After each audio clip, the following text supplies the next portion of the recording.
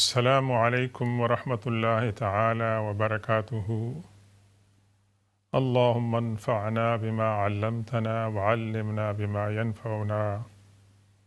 ورب زدنا علما۔ الحمد للہ رب العالمین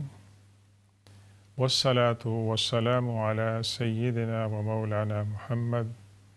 وعلی آلہ واصحابہ اجمعین۔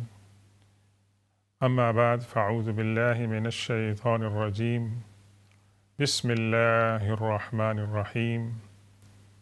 وَلِلَّهِ عَلَى النَّاسِ حِجُّ الْبَيْتِ مَنِ اسْتَطَاعَ سَبِيلًا۔ صدق اللہ مولانا العظیم وبلغنا رسولہ النبی الأمی الأمین الکریم ونحن على ذلك لمن الشاہدین والشاکرین والحمد للہ رب العالمین۔ رب اشرح لی صدری ویسر لی امری واحلل عقدۃ من لسانی یفقہوا قولی۔ محترم ناظرین گرامی اور سامعین کرام، آپ کی خدمت میں دوبارہ السلام علیکم ورحمۃ اللہ تعالی وبرکاتہ۔ آج آپ کی خدمت میں ایک نئی صبح کے ساتھ حاضر ہو رہے ہیں، اس دعا اور تمنا کے ساتھ کہ آپ جہاں کہیں بھی ہوں، اللہ تبارک و تعالیٰ آپ کو ایمان کی سلامتی اور صحت اور عافیت عطا فرمائے۔ حسب معمول ہم اپنی گفتگو کا آغاز کرتے ہیں اللہ کے رسول صلی اللہ علیہ وسلم کی اس پیاری دعا سے، اور یہ دعا ہم نے پچھلی نشست میں بھی پڑھی تھی، لیکن اس دعا کو ہم دہرا رہے ہیں کیونکہ اس دعا کا تعلق آج جو ہم گفتگو کریں گے اس کے ساتھ ہے۔ تو آئیے وہ دعا ہے، بسم اللہ الرحمن الرحیم۔ اللہم نقنی من الذنوب والخطایا کما ینقی الثوب الابیض من الدنس۔ اے اللہ، مجھے اپنے گناہوں سے اور خطاؤں سے اس طرح پاک اور صاف فرما جس طرح کے سفید کپڑے کو بے داغ بنایا جاتا ہے اور اس کو صاف اور شفاف کیا جاتا ہے۔ یہ دعا ہم نے آپ کی خدمت میں عرض کی تھی پچھلی نشست میں، اور پچھلی نشست میں ہم نے کچھ باتیں عرض کی تھیں حج کے بارے میں، اس کا تعارف تھا، اس کی تاریخ تھی، اور حج پر جانے سے پہلے کون سی باتیں ایسی ہیں کہ جو ہمیں کرنی چاہیے، اور اس کے بارے میں ہم نے کچھ باتیں کی تھی، اور آج ہم کچھ مزید باتیں حج کے فریضے کے متعلق کریں گے۔ تو آج ذی القعدہ جو کہ 11واں مہینہ ہے اسلامی کیلنڈر کا، اس کی 10 تاریخ ہے، اور اس کے بعد جو مہینہ ہے وہ ذی الحج ہے، اس کی 10 تاریخ کو حج ہے۔ تو تقریباً ایک مہینہ آج کے بعد باقی رہ گیا ہے، اور آپ اخبارات میں اور ٹیلی ویژن میں دیکھ رہے ہوں گے کہ حاجیوں کی آمد و رفت شروع ہو گئی ہے مختلف ممالک سے، اور اس میں فائدہ یہ ہے کہ جو حجاج کرام تقریباً 4-5 ہفتے پہلے وہاں پہنچتے ہیں، ان کو وہاں پر بہت سارے فائدے حاصل ہو جاتے ہیں، اور اس کے بارے میں ہم بات کریں گے۔ دوسری بات اس مہینے کے متعلق یہ عرض کرتے چلیں کہ یہ ذی القعدہ کا مہینہ ہے، اور اس مہینے کو یہ شرف حاصل ہے کہ اللہ کے رسول صلی اللہ علیہ وسلم نے اپنی پوری زندگی میں 4 عمرے کیے، اور چاروں کے چارے عمرے آپ نے ذی القعدہ میں کیے۔ 5واں عمرہ جو آپ نے فرمایا تھا وہ آپ کا جو آخری حج تھا، حجۃ الوداع، اس میں آپ نے کیا تھا۔ اسی طریقے سے اللہ کے رسول صلی اللہ علیہ وسلم کی سیرت میں ہم پڑھتے ہیں کہ آپ نے ٹوٹل 3 حج کیے تھے۔ 2 حج مدینہ منورہ ہجرت سے پہلے کیے تھے، اور پھر آپ کا آخری حج جو تھا وہ ہجرت کے 10ویں سال میں ہوا تھا۔ پہلے جو حج آپ نے کیے تھے مدینہ پاک میں ہجرت سے پہلے اس کے اندر دو اہم باتیں ہوتی تھیں۔ ایک تو ابراہیم علیہ السلام کی تعلیمات کے روشنی میں اللہ کے رسول صلی اللہ علیہ وسلم حج فرماتے تھے، اور دوسرا یہ تھا کہ اللہ کے رسول صلی اللہ علیہ وسلم حج کے دوران جو وفود آتے تھے، باہر سے جو لوگ آتے تھے، آپ ان کو اسلام کا پیغام پیش کرتے تھے، اور اسی تجربے کی روشنی میں مدینہ پاک سے انصار آئے تھے، اور وہاں آپ نے ان کے سامنے اسلام پیش کیا تھا، اور انہوں نے اسلام کو قبول کیا تھا، اور پھر اگلے سال زیادہ لوگ آئے تھے۔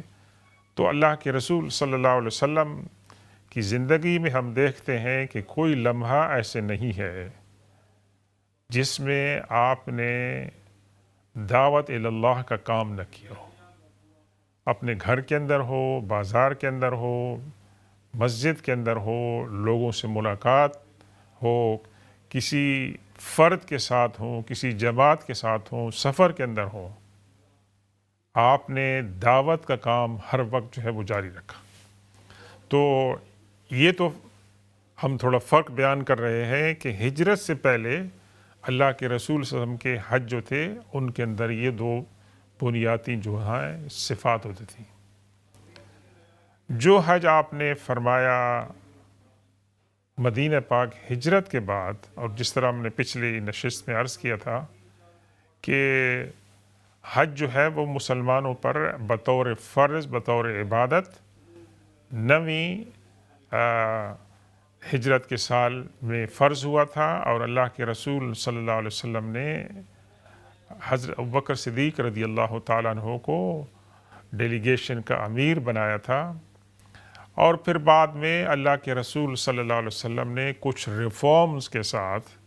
جو بعد میں حضرت ابوبکر صدیق رضی اللہ تعالیٰ عنہ کے سفر پر روانہ ہونے کے بعد جو وحی کے ذریعے ریفارم نازل ہوئی تھیں، ان کو دے کر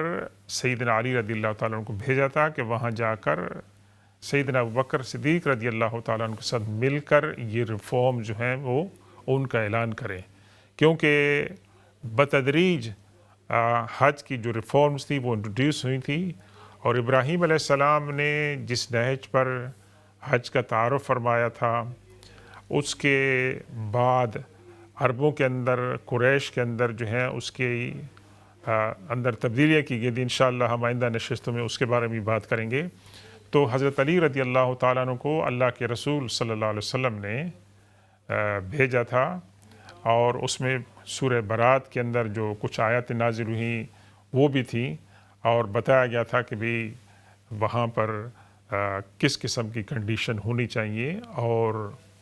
پرانی جو کنڈیشن تھیں جن کو عربوں نے انٹروڈیوس کرایا تھا وہ ان کو ریموو کیا جاتا۔ اس لیے آپ پڑھتے ہوں گے جب اللہ کے رسول صلی اللہ علیہ وسلم نے آخری خطبہ حجۃ الوداع کے موقع پر بیان فرمایا تھا، تو آپ نے ایک بات یہ بھی بیان فرمائی تھی کہ اب باتیں جس طرح حج کے بارے میں شروع میں ہوئی تھی جب اللہ تبارک و تعالیٰ نے اس کائنات کو پیدا فرمایا تھا، اور اللہ تعالیٰ نے ڈکلیئر کیا تھا کہ 4 مہینے حرمت کے ہیں، اس میں حج بھی ہے، اور حج جو انبیاء کرام کا طریقہ تھا، خاص طور سے ابراہیم علیہ السلام نے اس کو اسٹیبلش فرمایا تھا، اسماعیل علیہ السلام نے، اللہ کے رسول سے فرمایا کہ آج دوبارہ حج ایز این انسٹیٹیوشن جو ہے اس حیت پر جو ہے وہ آ چکا ہے۔ تو یہ تو پہلی بات تھی۔ دوسری بات ہم عرض کر رہے تھے پچھلے نشست میں بھی کہ حج کی تیاری کے اندر ایک جو بات ہوتی ہے، اور سب سے پہلی جو بات ہوتی ہے وہ حج کی نیت ہوتی ہے، اور حج کی نیت جو ہے وہ خالصتاً اللہ تبارک و تعالیٰ کے لیے کی جائے، اس کے گھر کی زیارت کے لیے، اس کی اللہ کی عبادت کے لیے، حرم کے اندر عبادت کرنے کے لیے، اور مینا اور عرفات کے اندر جو حج کے رائٹس ہیں، جو ریچولز ہیں، جو مناسک ہیں، ان کو اللہ تبارک و تعالیٰ کی رضا اور حضور پاک صلی اللہ علیہ وسلم کی سنت کے مطابق ادا کرنے کی جو ہے وہ نیت کی جائے۔ اب اس کے اندر حج کے اندر ہمیں شریعت نے کچھ چوائسز دی ہیں کہ جب آپ حج کے لیے نکلیں تو آپ کے ذہن میں کلیئر ہو کہ آپ کون سا حج کر رہے ہیں۔ جی ہاں، حج کی 3 ٹائپس ہیں، 3 قسم کے حج ہوتے ہیں۔ تو جس وقت ہم احرام باندھیں گے،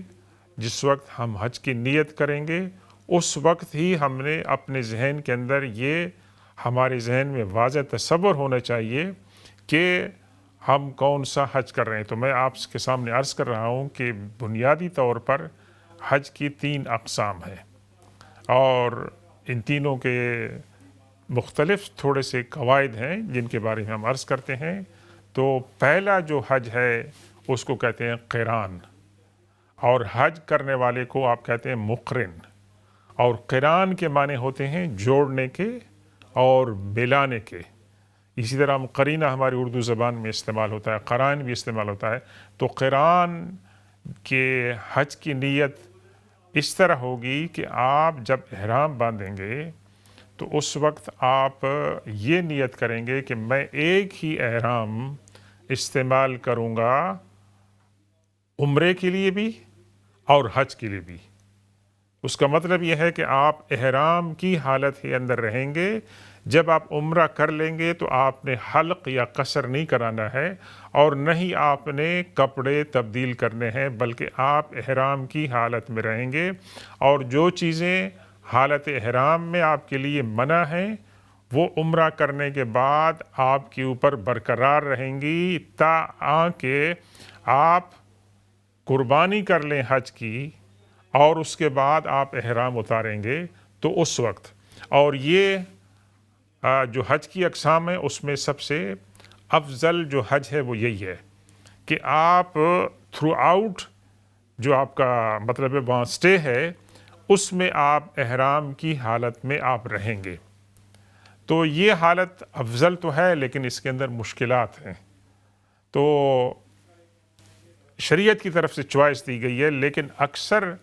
ہمارے حاجی حضرات جو آپٹ کرتے ہیں حج کی قسم کو، اس کو کہتے ہیں تمتع۔ اور تمتع سے مراد یہ ہے کہ فائدہ اٹھانا۔ اس کا مطلب یہ ہے کہ جب آپ احرام آپ پہنیں گے تو اس وقت آپ یہ نیت کریں گے کہ اس احرام کے ساتھ میں پہلے جا کے عمرہ کروں گا، اور عمرہ کرنے کے بعد میں حلق یا قصر کروں گا، اور اس کے بعد میں احرام کو اتار لوں گا، اور میں جو نارمل لباس ہے کپڑے میں پہننے کا میں وہ پہنوں گا، اور جو چیزیں احرام کی حالت میں میرے لیے ممنوع تھی وہ میرے لیے اب جو ہے وہ جائز ہو جائیں گی۔ اور لیکن عام کپڑوں کے اندر آپ طواف پھر بھی کر سکیں گے، آپ سعی بھی کر سکیں گے اگر آپ کرنا چاہیں، لیکن اس کے اندر فرق یہ ہوگا کہ جس طرح آج کل لوگ چلے گئے ذی القعدہ میں اور وہ وہاں پر عمرہ انہوں نے کر لیا ہے، تو اب ان کے لیے ان کے پاس بہت زیادہ ٹائم ہے۔ اب اگر وہ چاہنا چاہیں کہ مدینہ پاک جا کے زیارت بھی کر لیں تو وہ کر سکتے ہیں، دیگر جو مقامات کی زیارتیں ہیں وہ بھی کر سکتے ہیں، کیونکہ وہ احرام کی جو کنڈیشنز ہیں اس کے نکل آئے ہیں۔ اور جب 8ویں ذی الحجہ آتی ہے یا اس سے 1-2 دن پہلے آپ دوبارہ احرام باندھیں گے حج کی نیت کا، اور پھر آپ احرام کی حالت میں رہیں گے چند دن 12ویں-13ویں تاریخ کو، اور جب قربانی ہو جائے گی تو پھر آپ احرام کو کھول دیں گے اور آپ نارمل لباس کے اندر آ جائیں گے۔ تو یہ دوسری قسم ہو گئی ہے، اس کے اندر بھی آپ نے قربانی کرنی ہے۔ تو پہلی قسم ہم نے آپ سے عرض کی تھی حج قران کی، کہ جس کے اندر ایک احرام کی حالت میں آپ عمرہ بھی کرتے ہیں اور حج بھی کرتے ہیں۔ اگرچہ وہ افضل بتایا گیا ہے، لیکن وہ مشکل ہے کہ جو لوگ مثال کے طور پر ذی القعدہ میں گئے ہیں حج کی نیت سے، تو ان کے لیے ایک احرام کے اندر وہاں پر مشکلات ہو سکتی ہیں۔ اگرچہ شریعت نے آپ کو اجازت دی ہے کہ آپ احرام کو دھو سکتے ہیں اور جو غسل ہے وہ آپ کر سکتے ہیں، لیکن دوسری کنڈیشن نازل ہوئی۔ اب تیسری جو قسم ہے ایک ہم نے عرض کی تھی قران کی، ایک ہم نے عرض کی تھی تمتع کی. یعنی تمتع کے اندر یہ ہے کہ آپ نے ایک دفعہ احرام پہن لیا، عمرہ کر لیا، اور اس کے بعد آپ نے حج تک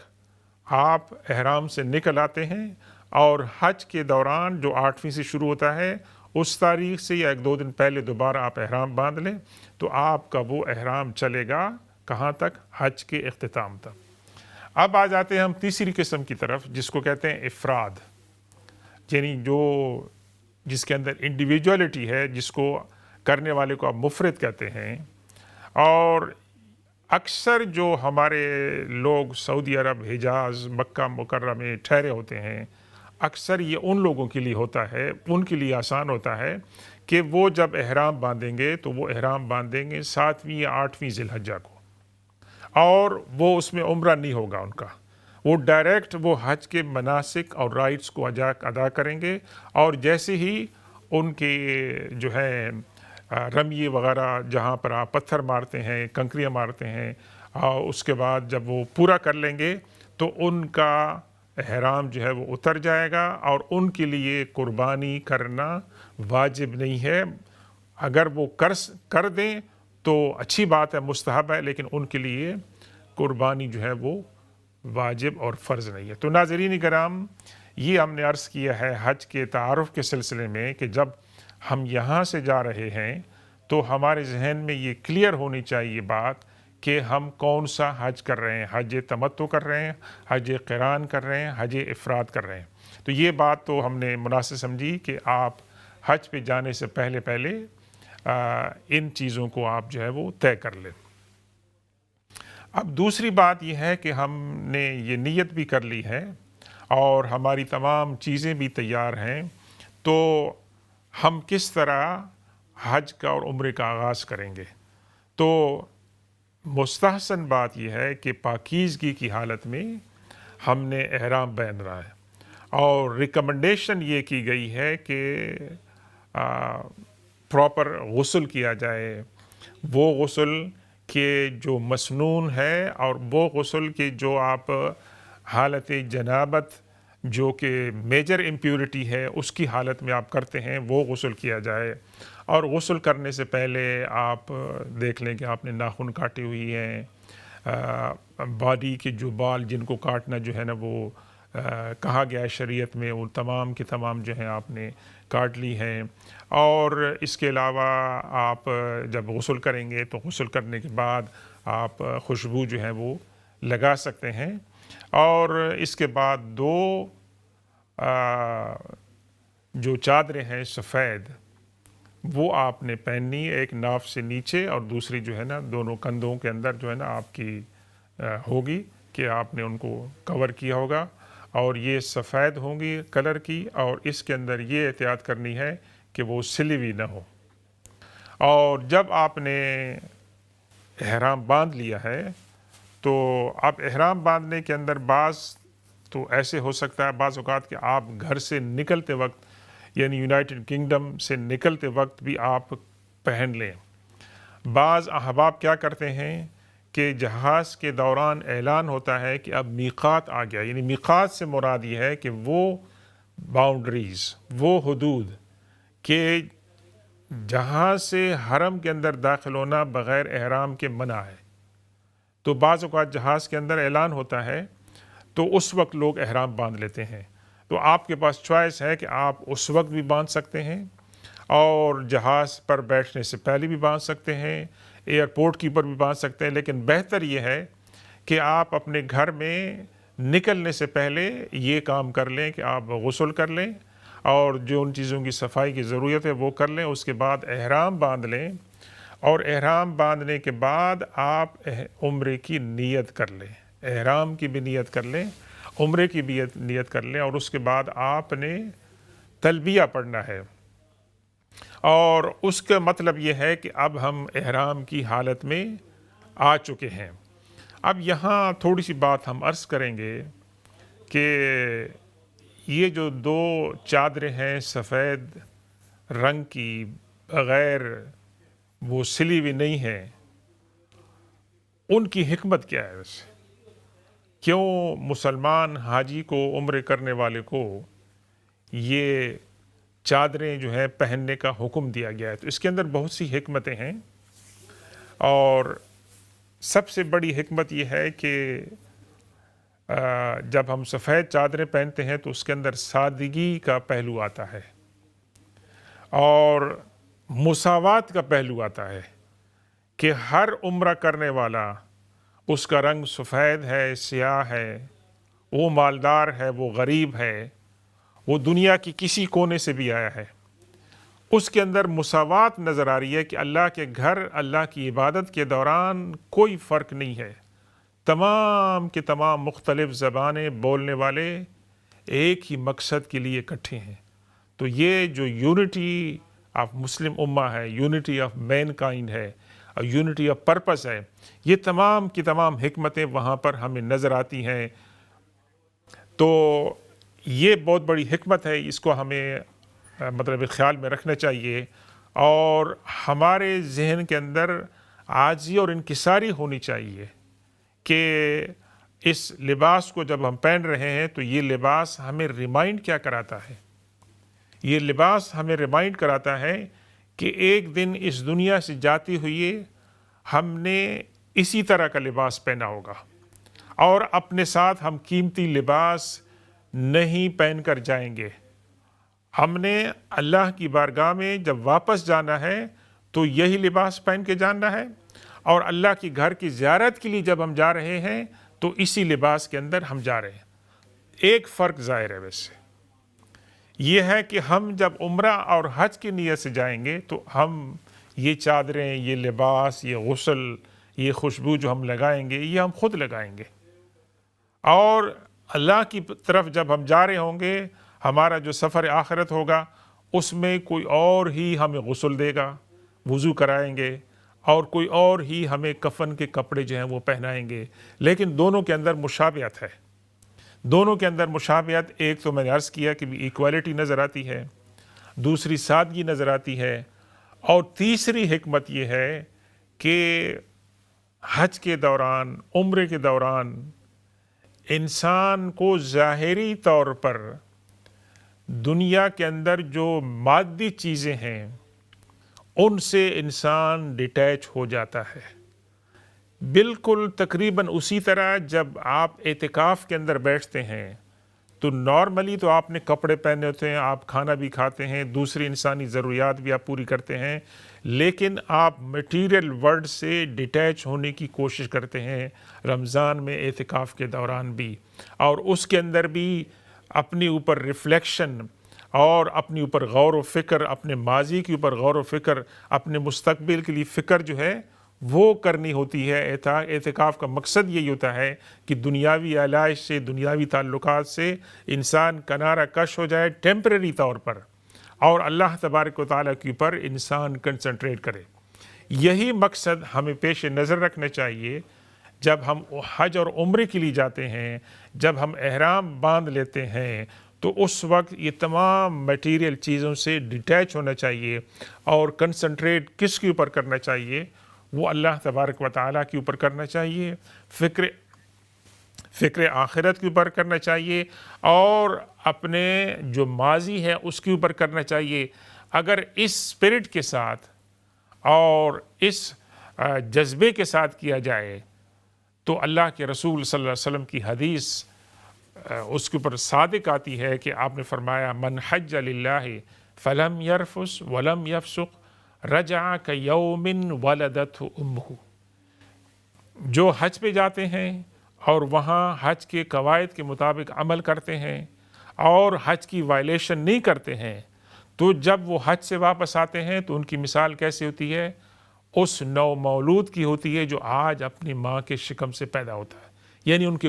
گناہ جو ہیں وہ صاف ہو جاتے ہیں۔ تو یہ ایک اللہ تبارک و تعالیٰ کی طرف سے بہت بڑی اپارچونٹی ہے، بہت بڑی نعمت ہے کہ ہمیں زندگی میں ایک موقع ملتا ہے کہ ہم اپنے گناہ جو ہے اللہ سے معاف کرا سکیں۔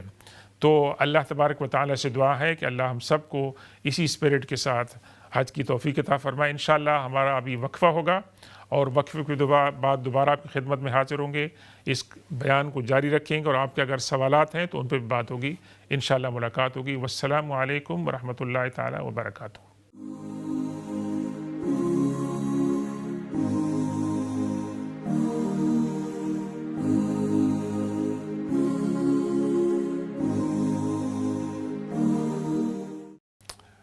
بسم اللہ الرحمن الرحیم۔ السلام علیکم ورحمۃ اللہ تعالی وبرکاتہ۔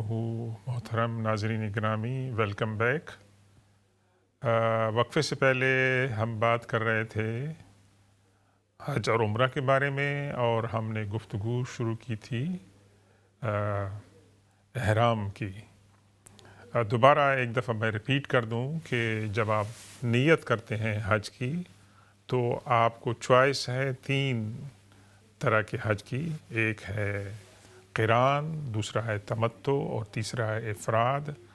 قران کی نیت میں یہ شامل ہوتا ہے کہ ایک ہی احرام کے اندر آپ عمرہ بھی کریں گے اور حج بھی کریں گے،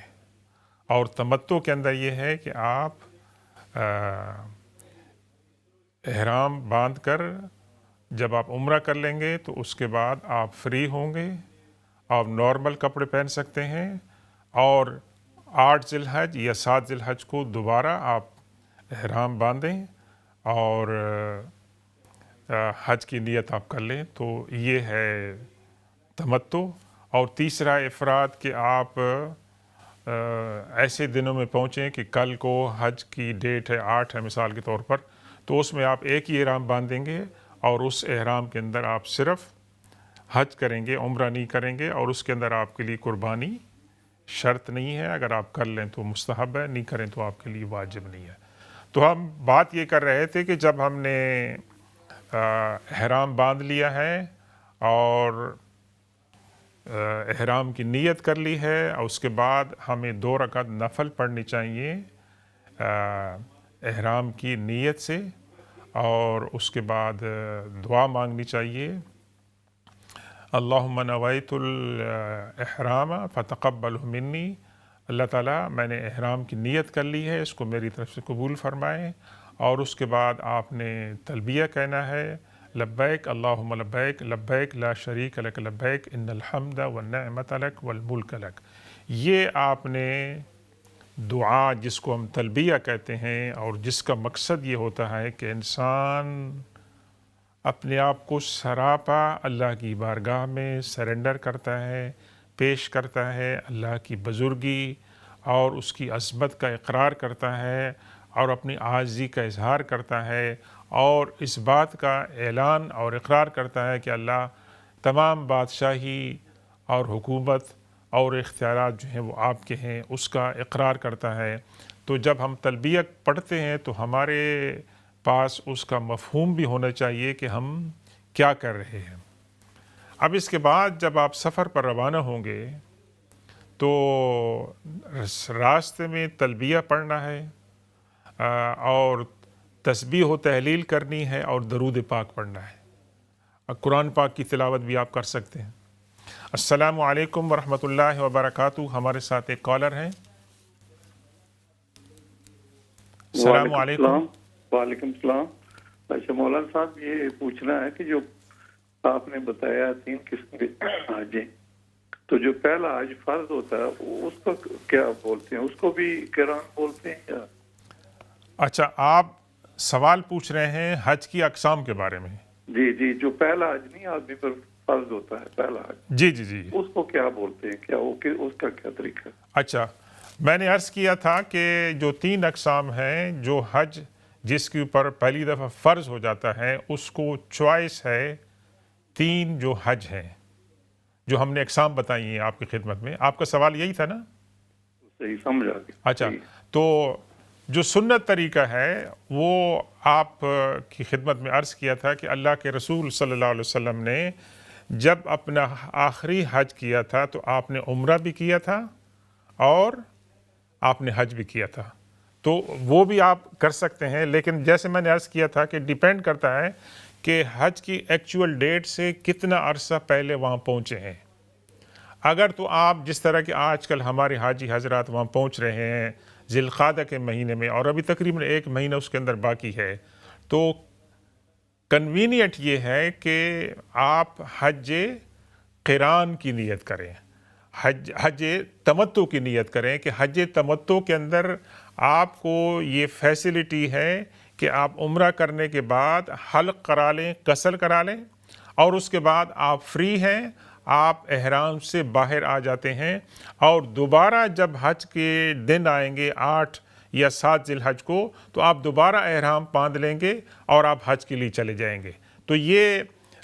تو اس کے اندر یہ ہے کہ آپ کو عمرے کا بھی ماشاءاللہ ثواب ملے گا، ٹائم ملے گا، اور اس دوران آپ حج کے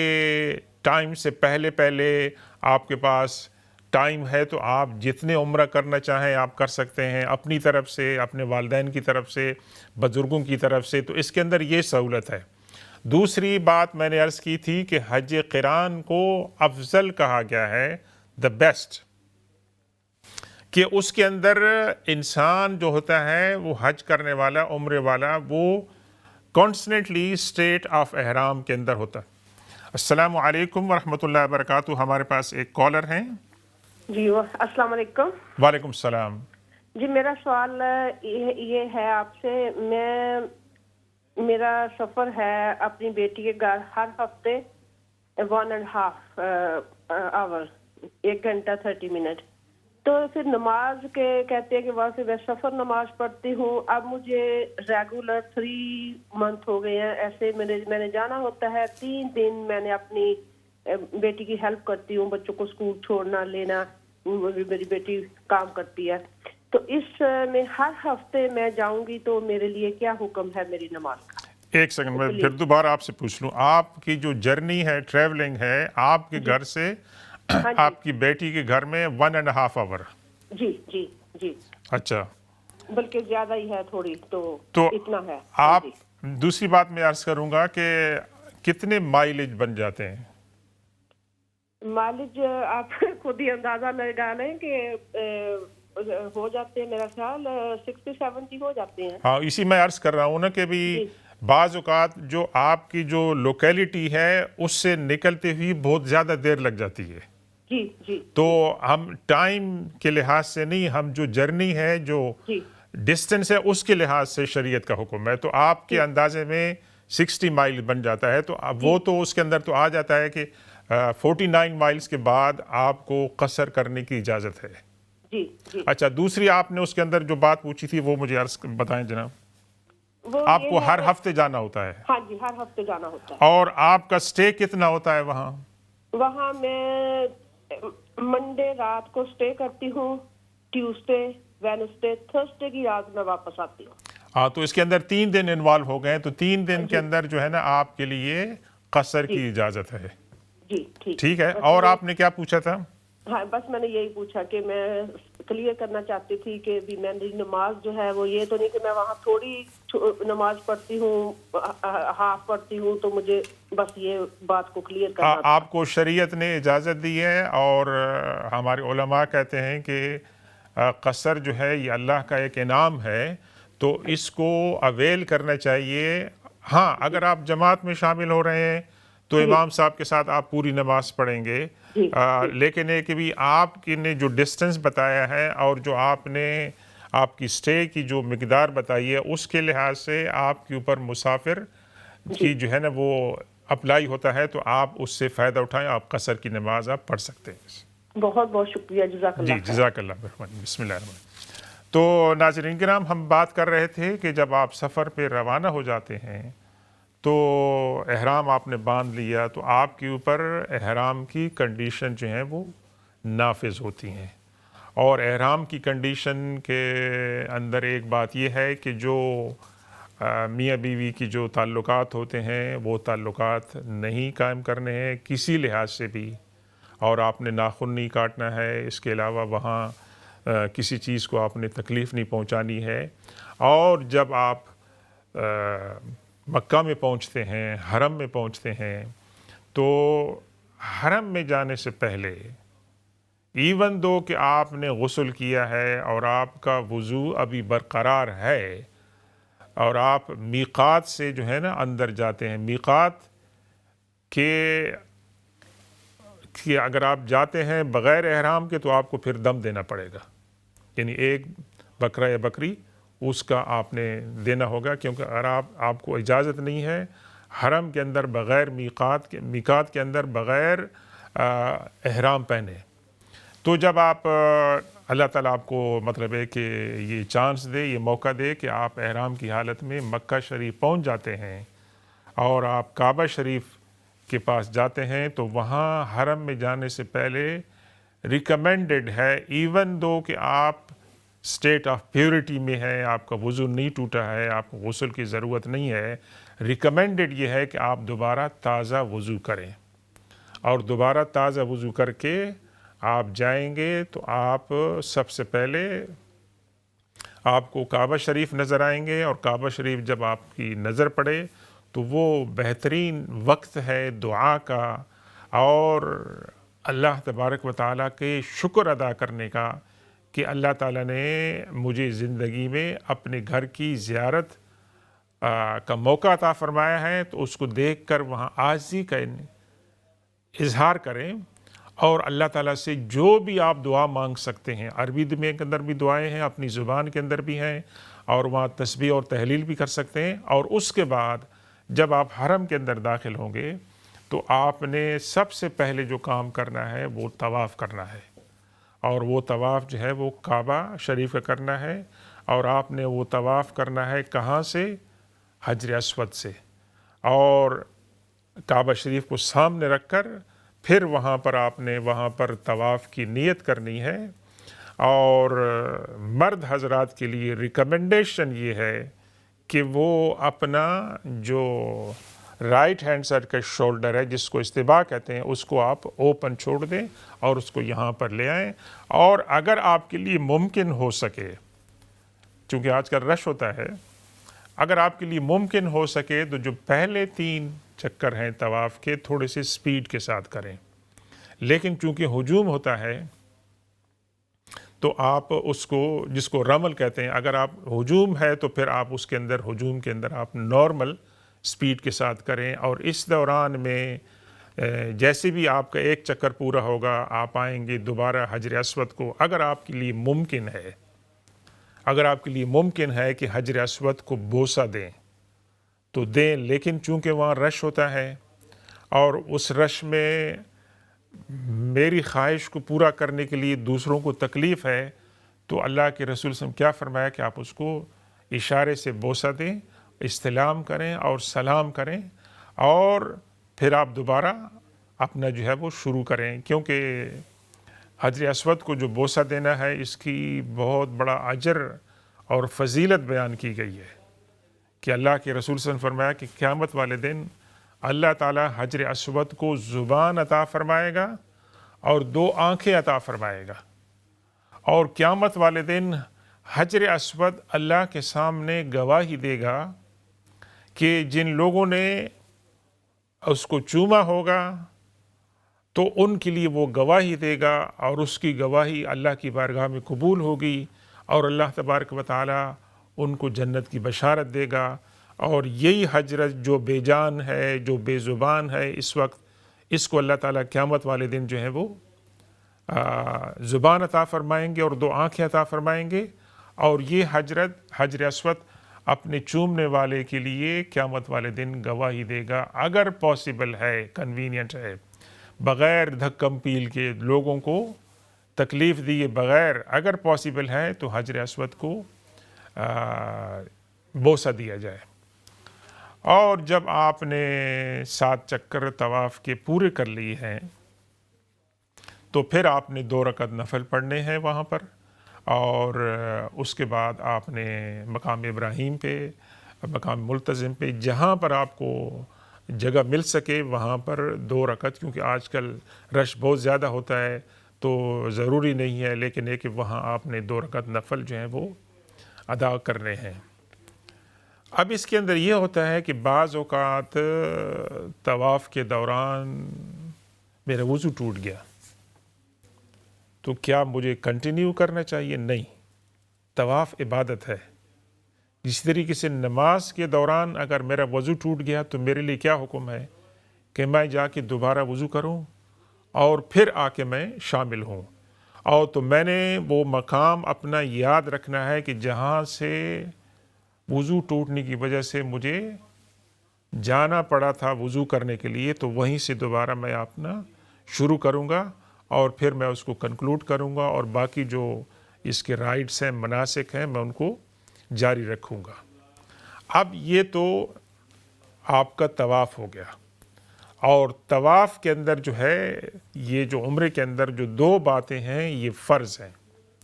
ایک تو آپ نے احرام باندھا ہے اور میقات کے اندر آپ احرام کی حالت میں داخل ہوئی ہیں، اور دوسرا ہے طواف. اگر آپ طواف نہیں کرتے ہیں اور میقات سے پہلے آپ احرام نہیں باندھتے ہیں تو اس کا مطلب ہے کہ آپ کا عمرہ نہیں ہو سکتا ہے، کیونکہ یہ دونوں فرض ہیں.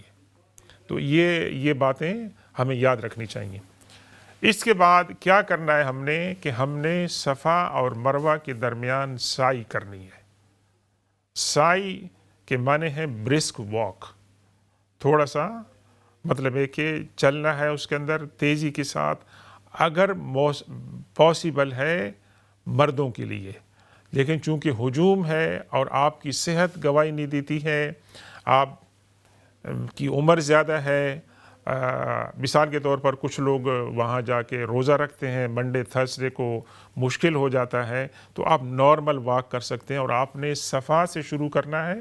اور مروہ پہ جا کر آپ کا ایک چکر ایک راؤنڈ ہوگا، پھر مروہ سے دوبارہ آپ صفا آئیں گے، تو اس طرح آپ کے 7 چکر ہو جائیں گے. اور 7ویں چکر کے اختتام پر کیا کرنا ہوگا کہ آپ کو چوائس دی گئی ہے کہ آپ تو پورا جو ہے وہ آپ حلق کر لیں، یعنی سارا جو سر ہے اس کے بال جو ہے نا آپ کاٹ دیں، یا قصر کر لیں کہ آپ تھوڑا سا حصہ اس میں سے کاٹ لیں بالوں کا. اور ہماری جو بہنیں ہیں ان کے لیے بہت معمولی سی مقدار انہوں نے جو ہے وہ لینی ہے. اور اس کے بعد آپ جو ہے وہاں پر دعا کر سکتے ہیں قبلہ شریف طرف رخ کرتے ہوئے، اور آپ کا اس طریقے سے عمرہ جو ہے وہ ہو جاتا ہے. اور آپ اس وقت احرام کی حالت سے آپ باہر آ گئے ہیں اور آپ نارمل کپڑے جو ہیں وہ پہن سکتے ہیں. تو ہم صفا مروہ کے درمیان ہم سعی کیوں کرتے ہیں؟ اس کی تو دہرانے کی ضرورت نہیں ہے، یہ تو ایک جانی پہچانی کہانی ہے اور سچی کہانی ہے کہ ہم کاپی کر رہے ہیں کس بات کی؟ سیدہ حاجرہ علیہ السلام اور اسماعیل علیہ السلام کی اس دوڑ کی کہ اسماعیل علیہ السلام کو حضرت حاجرہ نے نیچے بٹھایا تھا، اور یہ ایک صحرا تھی جہاں آبادی نہیں تھی اور دھوپ تھی، اور وہاں پر حضرت حاجرہ علیہ السلام تھی، حضرت اسماعیل علیہ السلام تھی جو کہ بہت ہی چھوٹی کم عمر کے تھے، اور ماں کی ممتا صفا کی پہاڑی پر چڑھتی ہیں، پھر نیچے آ کے بیٹے کو دیکھتی ہیں، پھر مروہ پہ جاتی ہیں اور پھر آ کے دیکھتی ہیں، تو ان کے 7 چکر لگتے ہیں، اور 7 چکر کے اینڈ پر ان کو اسماعیل علیہ السلام کے پاؤں مبارک کے درمیان جو ہے وہاں پر زمزم کا چشمہ جو ہے وہ ابلتا نظر آتا ہے. تو ہم یہ جو کرتے ہیں یہ حضرت حاجرہ علیہ السلام کی جو آپ کی جو دوڑ تھی، اور آپ نے جو صفا اور مروہ کے درمیان آپ گئی تھیں پانی کی تلاش میں، اللہ تبارک و تعالیٰ کو یہ عمل اتنا محبوب نظر آیا کہ اللہ تبارک و تعالیٰ نے قیامت تک کے لیے جو لوگ کہ اس کے گھر کی زیارت کے لیے آتے ہیں، عمرہ کرنا چاہتے ہیں یا حج کرنا چاہتے ہیں، ان کے لیے یہ بات ضروری قرار دی ہے کہ وہ سعی کریں اور صفا اور مروہ کے درمیان وہ چکر لگائیں. تو اس کے اندر ہمیں کیا بات نظر آتی ہے کہ اللہ تبارک و تعالیٰ کو ان کا عمل اتنا پسند آیا کہ وہ ان کا ایک ذاتی فعل تھا، لیکن اللہ تبارک و تعالیٰ نے اس کو حج کی ایک رائٹس کے طور پر، حج کے مناسک کے طور پر ہمارے لیے جو ہے نا اس کو ڈسکرائب کیا ہے۔ السلام علیکم ورحمۃ اللہ تعالی وبرکاتہ، ہمارے ساتھ کالر ہیں۔ وعلیکم السلام ورحمۃ اللہ وبرکاتہ، ماشاء اللہ بہت اچھا پروگرام کر رہے ہیں، جزاک اللہ۔ یہ بہت ضروری۔ جو میرا ایک سوال ہے کہ صفا اور مروہ کے بعد جو خواتین نظر آتے ہیں وہ اپنے بال خود کاٹ سکتی ہیں یا محرم پہلے بال کٹائے گا تو پھر ان کے تھوڑے سے کاٹے گا؟ کیا اس کی؟ ایک سیکنڈ، میں دوبارہ آپ سوال دہرائیں کہ آپ نے صفا مروہ کے 7 چکر پورے کر لیے ہیں؟ ہاں، جو بال کٹوانے ہیں تو خواتین حضرات بال اپنے خود کاٹ سکتی ہیں یا وہ محرم پہلے کٹوائے گا پھر اسے کٹوائیں گی؟ کوئی دوسرا بھی کاٹ سکتا ہے ویسے، پہلے وہ اپنے بال ہاں، وہ جو وہاں پر بعض لوگ کھڑے ہوتے ہیں نا، جی جی، تو ان سے آپ کہہ دیں تو آپ کی چھوٹی سی مقدار جو کہ ہاں خواتین کے لیے، وہ آپ کے مطلب بال جو ہیں وہ کاٹ دیں گے۔ مطلب خواتین کے کاٹ؟ جی بالکل بالکل یہی ہے، کیونکہ ہمیں وہاں احرام کی حالت میں ہیں، جو محرم نہ محرم کے جو تعلیمات ہیں اس کو ہم نے فالو کرنا ہے۔ لیکن اگر اس خواتین کو پہلے اپنے خود بال کاٹنے پڑیں گے جو کاٹنے والی؟ جی کاٹ سکتے ہیں اسے۔ اچھا، اگر وہاں کوئی خاتون، میرا تجربہ یہ ہے کہ میں گیا ہوں تو وہاں کچھ خواتین بھی ہوتی ہیں جو چند ریال لیتی ہیں اور وہ آپ کے بال کاٹتی ہیں اسے۔ اچھا، وہاں بھی ہوتی ہیں؟ یہ وہاں پر ہوتی ہیں، خواتین بھی ہوتی ہیں، مرد حضرات بھی ہوتے ہیں، تو آپ خواتین سے اپنے بال کٹوا سکتے ہیں۔ اچھا تو اگر محرم کاٹ دے تو وہ زیادہ بہتر ہے؟ آپ بھی کاٹ سکتے ہیں جی جی، تو آپ یہ بال خود بھی کاٹ سکتے ہیں؟ نہیں، بہتر تو ہے کوئی اور کاٹے، لیکن آپ کو کوئی اویلیبل نہیں ہے تو آپ احرام کی حالت سے نکلنے کے لیے کر سکتے ہیں۔ اچھا ٹھیک ہے، تھینک جی یو، جزاک اللہ۔ جزاک اللہ۔ جی تو ناظرین گرامی، ہم بات کر رہے تھے صفا مروہ کی حرمت، اس کی عظمت، اس کی اہمیت کے بارے میں، کہ اللہ تبارک و تعالیٰ کو اپنے یہ جو محبوب بندے تھے، ہزاروں سال پہلے یہ واقعہ ہوا اور اللہ تبارک و تعالیٰ نے اس واقعے کو مٹنے سے بچایا، اور اللہ کو وہ عمل اتنا پسند آیا کہ اسماعیل علیہ السلام بچے ہیں، ان کو پانی کی ضرورت ہے، یہ ایک انسانی حاجت ہے، لیکن اللہ تبارک و تعالیٰ نے ان کے اس عمل کو کیوں اتنا مقبول بنایا اور حج اور عمرے کا حصہ بنایا کہ حضرت ہاجرہ، حضرت اسماعیل وہاں کیوں ٹھہرے ہوئے تھے؟ ویسے اس صحرا کے اندر ان کا کام کیا تھا؟ اللہ کی رضا کی خاطر ابراہیم علیہ السلام ان کو چھوڑ گئے، اپنی بیوی کو، اپنے بچے کو، شیرخوار بچے کو وہاں چھوڑ گئے اللہ کی رضا کی خاطر۔ تو اللہ تبارک و تعالیٰ قرآن میں کیا فرماتا ہے؟ ان اللہ لا یضیع اجر المحسنین، جو لوگ نیک کام کرتے ہیں، اللہ کی رضا کے لیے کام کرتے ہیں، اللہ ان کے عمل کو ضائع نہیں کرتا ہے، چاہے لوگ دیکھ رہے ہوں یا نہیں دیکھ رہے ہوں۔ لوگ آپ کے عمل کو اپریشیٹ کرتے ہیں یا نہیں کرتے ہیں؟ کیونکہ آج کل ہم شکایت کرتے ہیں نا کہ جی میں نے اتنا اچھا کام کیا، میرے کام کو اپریشیٹ، یہ بات کہنی بھی نہیں چاہیے۔ ویسے اللہ کے لیے جو کام کر لیا وہ اللہ پہ چھوڑ دیا، دنیا کو نظر آیا نہیں نظر آیا اللہ کی نگاہ میں ہے، اللہ کے فرشتوں نے ریکارڈ کر دیا ہے، اللہ اس کا اجر دنیا میں بھی عطا فرمائے گا، آخرت میں بھی عطا فرمائے گا، اور خاص طور پر آخرت میں کہ جہاں ہم کو زیادہ ثواب کی ضرورت ہوگی۔ تو ابراہیم علیہ السلام، اسماعیل علیہ السلام اور سیدہ ہاجرہ علیہم السلام کے اس عمل سے یہ سبق ملتا ہے کہ اللہ کی رضا کی خاطر اخلاص کے ساتھ جو کام کیا جائے، اللہ تبارک و تعالیٰ اس کو ضائع ہونے سے بچاتا ہے، اور اللہ تبارک و تعالیٰ اس کا اجر ہمیں عطا فرماتا ہے۔ تو اب ہم نے عرض کیا تھا کہ ناظرین گرامی، اگر آپ نے حج تمتع کی نیت کی ہے تو یہاں پر مروہ کے اوپر آپ نے جو 7 چکر پورے کر لیے ہیں، وہاں آپ نے دعا مانگنی ہے، بال کٹوانے ہیں، اور اس کے بعد آپ احرام کی حالت سے باہر آ جائیں۔ تو اللہ تبارک و تعالی جو بھی بہن بھائی اس سال حج کے لیے جا رہے ہیں، اللہ تبارک و تعالی ان کے اس سفر کو مبارک بنائے۔ اور میں جو باتیں عرض کر رہا ہوں آپ علماء کرام سے سن رہے ہیں، دیکھ رہے ہیں کہ حج پہ جانے سے پہلے ہمیں تمام چیزوں کا مطالعہ کرنا چاہیے، دعائیں سیکھنی چاہیے، کون سی باتیں ہمارے لیے وہاں جائز ہیں، کون سی باتیں ہمارے لیے ناجائز ہیں، یہ تمام باتیں ہم کو جانے سے پہلے سیکھنی چاہیے، اور وہاں علماء کرام سے رابطہ کرنا چاہیے۔ اللہ تبارک و تعالی ہم تمام کو اپنی زندگی میں دوبارہ ان مقامات کی زیارت نصیب فرمائے اور وہاں جو اجر ہے وہ عطا فرمائے۔ وصلی اللہ تعالی علی خیر خلقی وسیدنا و مولانا محمد وآلہ واصحابہ اجمعین، والسلام علیکم ورحمۃ اللہ تعالی وبرکاتہ۔